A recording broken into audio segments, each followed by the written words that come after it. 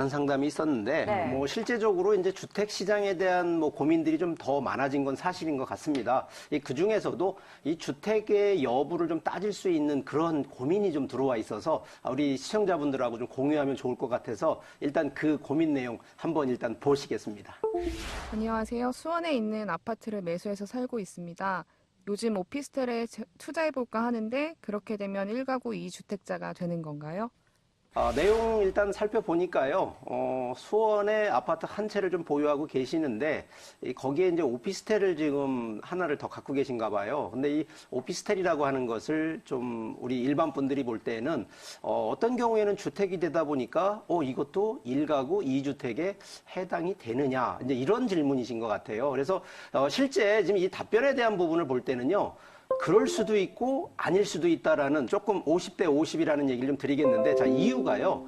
일단 오피스텔은 이 건축물상은 이 상업용입니다. 그래서 주택으로는 원래는 안 하는데, 자, 이 최근 저희 이제 정부에서도 그렇습니다만 이 과거 한 5년 전부터 해서 워낙 오피스텔에 이 영업용, 우리가 보통 상업용이라고 하는 상업시설 기준으로 갔었는데, 오피스텔에 거주하시는 분들이 실제 영업을 하시는 게 아니라, 우리 보통 이제 원룸처럼 거주를 목적으로 들어가시는 분이 워낙 많다 보니까, 그래서 두 가지로 분류가 됩니다. 하나는 거주용, 하나는 업무용. 그래서 업무용일 경우에는 주택으로 인정이 안 된다라고 이해를 하시면 되겠고요. 거주용이라고 딱 인정이 되는 경우에는 주택으로 인정이 된다. 그래서 오피스텔을 이제 활용하실 때 이 제일 가장 큰 관건은 뭐냐면 오피스텔의 임대, 이 본인이 들어가시는 경우는 좀 그래도 예외를 볼 수가 있는데, 예를 들어서 임대를 놓으실 경우에 이 거주로 해서 들어가시는 분들, 특히나 거주의 조건이 뭐냐면 해당 이제 지자체, 이 주민센터가 되겠죠. 이 전입 신고를 하시는 분들, 그리고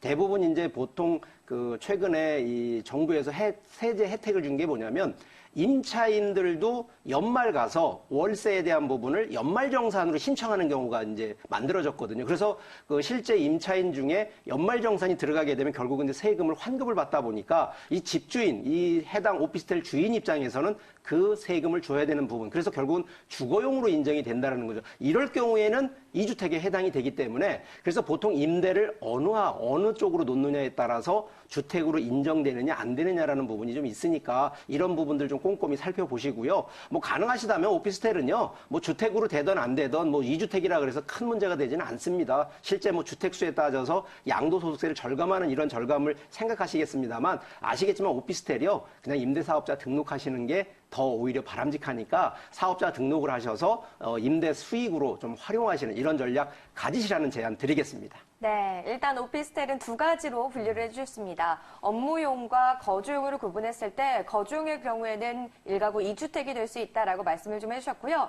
추가적으로 조언해 주실 때 임대사업자 등록해서 이용해도 괜찮다라고 말씀해 주셨으니까 관련 고민 있으셨던 분들은 이 내용 한번 참고해 보시고요. 아직 좀 더 고민 해결이 안 됐다, 더 궁금한 점이 있다라는 분들은 02-2000-4899 무료 전화 이용하시기 바랍니다.